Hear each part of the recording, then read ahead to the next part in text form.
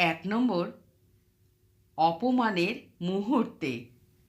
যখন কেউ ইচ্ছে করে ছোট করতে চায়, তখন চুপ থাকো, কারণ অপমান তোমাকে নয়, তার চরিত্রকেই প্রকাশ করে।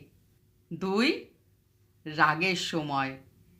রাগের মুখে বলা কথা আজীবন আফসোস হয়ে থাকে।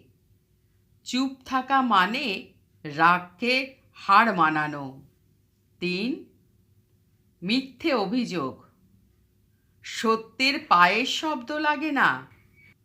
মিথ্যা নিজেই একদিন ক্লান্ত হয়ে পড়ে।